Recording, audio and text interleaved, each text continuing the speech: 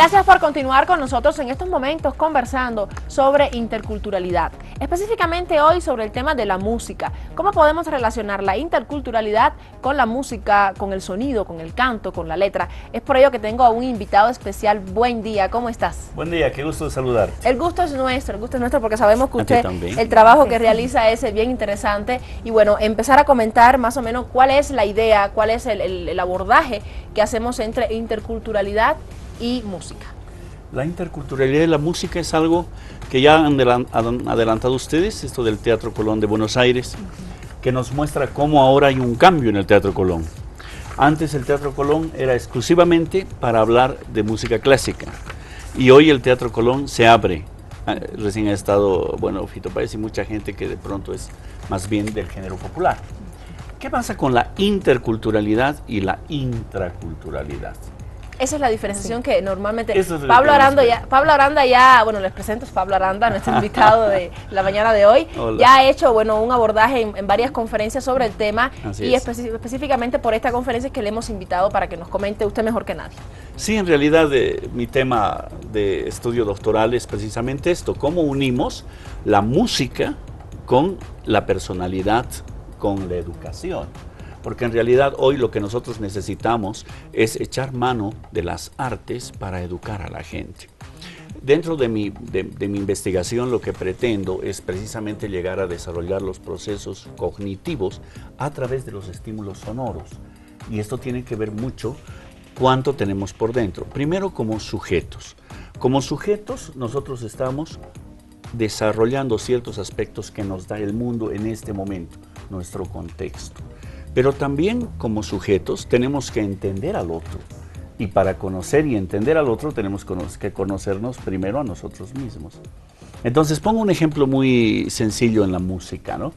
Nosotros vamos a escuchar dentro de poco tiempo música nacional. Los artistas bolivianos son muy buenos para tocar cuecas, para cantar guaiños, para hacer bailecitos, caporales, morenadas. Sin embargo, también cuando se ponen a ejecutar un instrumento, pueden tocar música clásica con charango o pueden tocar, no sé, los mariachis pueden hacer música mexicana siendo bolivianos. Entonces, ¿en qué momento unimos esa interculturalidad y esa transculturalidad? En cuanto conocemos lo nuestro, nos identificamos con lo que tenemos, porque es con lo que nacemos, es lo que podemos hacer a flor de piel, y lo que absorbemos de afuera y sabemos interpretarlo. Entonces esa es la importancia de la interculturalidad y la intraculturalidad, porque hay mucha gente que dice, no, nosotros somos muy eurocéntricos, solamente nos fijamos en el exterior, y mucha gente que dice, no tenemos que ser tan, mirar adentro solamente, pero creo que hay que jugar entre los dos, ¿no? Hay que trabajar de tal manera que el cerebro pueda asimilar rápidamente los procesos que vienen de afuera, hacer los suyos, primero imitarlos porque es la primera fase de la creatividad y después pasar a la segunda fase que es la creatividad, que es lo que nosotros queremos, compositores, gente que esté haciendo arte en este sentido. La fusión de ritmos, por ejemplo, es parte de la interculturalidad. Vemos muchos artistas que hacen, obviamente, nuestra música, ¿no? Pero también en algunas ocasiones son acompañados de sinfónicas, por ejemplo. Así es. ¿Eso es interculturalidad? La interculturalidad radica el momento en el cual uno sale de un sujeto que se ve a sí mismo hacia un sujeto que ve al otro y respeta al otro. Y hoy la palabra no es solamente respetar, hoy la palabra es traducir al otro. Entonces, si uno tiene tal lenguaje musical, yo lo traduzco y lo interpreto. Entonces, muchas veces estas fusiones que se han hecho, por ejemplo, guara sinfónico, ¿no? Entonces decía, pero que este es un absurdo. ¿Cómo pueden coincidir los instrumentos nativos con una afinación de un violín? Pues ya lo hemos logrado. No necesariamente tiene que ser una zampoña dodecafónica para poder interpretar un violín. Entonces, aquí viene un aspecto importante que es el sentimiento del artista. El artista tiene que amar su música. Al amar su música, se ama a sí mismo, ama al otro y esa palabrita tan bonita que es traduce al otro. Entonces cada cual se queda con su lenguaje, ya no hay que obligarlo, como antes, a que cada uno tenga el lenguaje del otro, como en el Teatro Colón de Buenos Aires, ahí entran solo artistas líricos. No, señor, ahora también entran artistas populares y los respetamos y los interpretamos y los queremos en esa dimensión. Qué interesante. Realmente es bien lindo a veces irnos más allá de lo que escuchamos, porque nos dejamos llevar por la música. Hemos escuchado en algún caso grupos jóvenes de rock que también introducen el charango, introducen instrumentos nativos bolivianos y hacen rock, un género musical que evidentemente sabemos que no es boliviano en su formación, pero que conjuncionan esos ritmos, y es interesante ver cómo a veces personas como usted se dedica a pensar más allá de la música, más allá del ritmo, y a buscarle un poco la interpretación, la explicación de por qué a veces estamos negando en vez de adoptar, en vez de reinterpretar. Gracias, Pablo, por estar acá. Muchas gracias a ustedes, pues, y les felicito por el programa, así de bonito y de dinámico. Gracias a ustedes, Gracias, por nuestros invitados siempre que nos aceptan la invitación que le llamamos, siempre están acá en la puerta. Estamos corriendo con el tiempo porque tenemos muchos invitados y el tiempo a veces se nos queda corto. Vamos ahora mismo a conocer un poquito más con Marcela y ya regresamos para conversar sobre salud. Trabajo con calidad y con garantía solo lo encuentras en Imagen Publicidad, que están ubicados en 3 partes de nuestro país: La Paz, Cochabamba y Santa Cruz. Desde luego que sí, te ofrece servicios como valla, torre, banner, roller, alquiler de espacios en todo el país y equipos de impresión digital. En la ciudad de La Paz lo puedes encontrar en esta dirección, en la zona de San Pedro, número 1471. Puedes llamar al teléfono 249-3155 y podrás encontrar todo en cuanto a calidad de trabajo. Solo imagen y publicidad. Imagen, publicidad a tu servicio. Y aún continuamos con más en Vamos Bolivia. Gracias por su preferencia y de esta manera nos vamos directamente con el siguiente sector. Acompáñenos, hay mucho más todavía por continuar.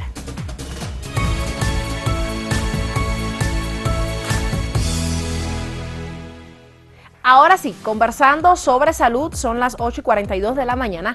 En estos momentos tengo como invitado especial en el sector de salud al doctor Marco Vázquez, quien nos va a informar específicamente sobre el cáncer de mama. Usted ya sabe cuál es nuestra línea telefónica, es el 214-8440. Tiene la oportunidad de llamarnos y consultar sus dudas sobre este tema. Doctor, buen día, gracias por estar acá, bienvenido. Muchas gracias por la invitación. Doctor, comencemos básicamente de manera muy general para que el público que a lo mejor tiene algunas dudas sobre el tema y nosotros también, que a veces tenemos nuestras dudas como mujeres, ¿a qué nos referimos cuando hablamos de cáncer de mama? Bien, el cáncer de mama es un conjunto de enfermedades. Generalmente son de origen maligno cuando una célula de la estructura de la glándula adquiere un comportamiento anómalo. Entonces podemos tener diferentes tipos de cáncer en la glándula mamaria. Podemos tener el carcinoma ductal, el carcinoma biliar, el carcinoma mucinoso o variedades mucho más raras como los sarcomas o los liposarcomas dentro de la glándula mamaria. Se dice que es la entidad maligna más frecuente, un 30% de todos los cánceres que se diagnostican en las mujeres son cánceres de mama. Y evidentemente se encuentran a afectar las mujeres entre los 30 a 60 años de edad con mayor frecuencia, pero esto no excluye que pacientes más jóvenes puedan igual tener esta enfermedad. Doctor, sabemos normalmente cómo se compone un cáncer o qué es un cáncer, pero específicamente el cáncer de mama, ¿usted cómo lo describiría? ¿Como una bolita de pelo? ¿Cómo usted lo describiría en su formación? La formación de este tipo de enfermedades es la mutación de una estructura celular. Puede ser que hubiera mutado por diferentes causas, alteraciones genéticas o factores hereditarios. Entonces una célula muta y al mutar pierde ciertas características para las cuales fue creada y lo más importante, desconoce la apoptosis, que es la muerte celular programada. Esta célula comienza a duplicarse exponencialmente y lo que produce son acúmulos de células. Lo que nosotros palpamos como una masa o un tumor en la mama son acúmulos de células que han mutado. Y la diferencia entre maligno y benigno, ¿cuál es la especificación directa a la cual nos referimos cuando hablamos de este término? Benigno es una entidad que no va a producir enfermedades a distancia. Exactamente. Ya. Son locales y no tienen una característica de ser agresivos localmente, ¿no? En cambio el cáncer tiene otra cualidad, otra característica por la cual tiene la diferencia de que puede infiltrar estructuras adyacentes y a través del drenaje linfático o por vía hematógena puede llegar a sembrar células malignas en otros órganos del cuerpo, por ejemplo, pulmón, hígado o cerebro. Extenderse, a eso le llamamos cuando decimos que su cáncer se ha extendido, ¿no? Doctor, usted mencionaba algunas de las causas para la formación de esta, bueno, de este cáncer, valga la redundancia. Decía el tema de la genética, la mutación, pero ya yendo al día a día de la mujer, ¿cuáles son otros factores que podrían también influenciar en el tema de la formación del cáncer? ¿Acaso el estrés, la obesidad? La obesidad sí se ha descrito, igualmente mujeres que comienzan a menstruar muy temprano y mujeres que terminan de menstruar muy tarde, o sea, menopausia tardía, embarazo o tener el hijo en una edad avanzada, influye directamente porque este es un cáncer que se ha determinado en un gran porcentaje, tiene relación directa con el estímulo hormonal. El uso de pastillas anticonceptivas con estrógenos también aumenta el riesgo. Muchos de estos cánceres tienen un crecimiento estimulado por las propias hormonas del cuerpo. Por las propias hormonas. Exactamente. Entonces se hacen ciertos estudios cuando se toman biopsias para determinar si en la superficie del tumor hay receptores de estrógeno y de progesterona, lo cual nos ayuda a determinar una conducta terapéutica posterior, ¿no? Podemos utilizar ciertos medicamentos que pueden bloquear estos receptores. Ya, doctor. Y una consulta, ¿cómo podemos nosotros saber que estamos con esta enfermedad? Me refiero específicamente cuál debería ser el ejercicio que deben tomar las mujeres, su ¿cómo le llaman? Efectivamente. ¿Cuál usted cree que debe ser el modo, si como una vez que tengamos algo raro, saber las pruebas, cómo deberíamos hacer? Todas las mujeres deben conocer cómo se debe realizar un autoexamen de mama, ¿no? Generalmente lo realizan cuando están en la ducha, exploran toda la glándula en todos los sentidos, de adentro hacia afuera, de afuera hacia adentro, de arriba hacia abajo, en todos los sentidos para determinar si encuentran alguna alteración en la estructura. Se determina que los pacientes que han tenido factores hereditarios, por ejemplo, han tenido la mamá, la abuelita con cáncer de mama, evidentemente tienen que tener un estudio más allá del autoexamen de mama, porque como determinamos de que existe una tendencia hereditaria, tenemos que estudiarlas y controlarlas mucho más estrictamente que aquellas pacientes que nunca lo han tenido. Entonces en estos pacientes, si son menores de 35 años, se aumenta el estudio con una ecografía de mama y posteriormente a los 35 años le hacemos una mamografía. Una mamografía. Ya, doctor. Y bueno, ¿el parentesco influye así determinantemente o es un síntoma? Me refiero, por ejemplo, si la madre de un paciente ha tenido cáncer de mama, ¿es más posible que esta paciente tenga? O si ha tenido la abuela, que sería tercera generación, ¿cómo lo ve en ese caso? Se determina, en nuestro medio no existe, pero por ejemplo en Estados Unidos se hace la determinación de dos tipos de genes que son el BRCA1 y el BRCA2, en el cual estos dos genes tienen una altísima incidencia en la génesis de este cáncer. Entonces en Estados Unidos, teniendo este estudio positivo y una paciente sin datos de cáncer, algunos consideran la realización de una mastectomía profiláctica. Significa una cirugía sin tener signos de enfermedad en el momento, ¿no? Entonces sí existe una predisposición genética, ¿no? Doctor, ¿el lugar normalmente es el que se crea o se gesta este cáncer? En cualquier parte de la glándula mamaria. Se dice que existe mayor tejido glandular en los cuadrantes externos de la mama, ¿no? Pero en cualquier parte de la mama. ¿Tratamiento, doctor, una vez que sepamos que tenemos cáncer de mama? Dependiendo del estadio clínico, nosotros utilizamos el TNM, que es una forma de clasificar el cáncer para determinar si está en estadios iniciales o avanzados. Si está en estadios iniciales, se comienza con cirugía y dependiendo de los resultados de patología, puede ser que continúe con quimioterapia. En algunos casos, cuando el cáncer es relativamente avanzado, se comienza con quimioterapia, se ve la respuesta y posteriormente se puede ir a la cirugía.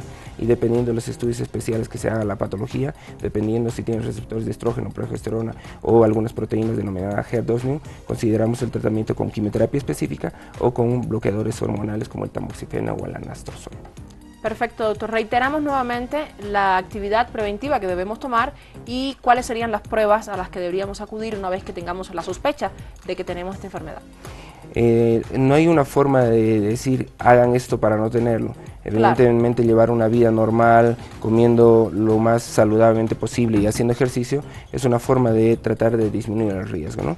Pero toda mujer que considera que existe algo anormal en la glándula mamaria al examinársela, tiene que primero hacer un control con su ginecólogo y dependiendo de eso, determinar si necesita una ecografía dependiendo de la edad o una mamografía para determinar la conducta posterior. Perfecto, doctor. Muchas gracias. Le agradezco que haya venido hasta acá para informarnos sobre el tema. Siempre es importante para nosotras las mujeres saber cómo, cuidar nuestro cuerpo y cómo también de alguna forma prevenir o autoprevenirnos en el caso de las pruebas que nos hacemos nosotras mismas sobre esta enfermedad específica que, como usted decía, es una de las más frecuentes a nivel internacional, ¿cierto? Así es. Gracias, doctor. A ustedes, amigos televidentes, les propongo una pequeña pausa y ya regresamos para seguir conversando en más en Vamos Bolivia.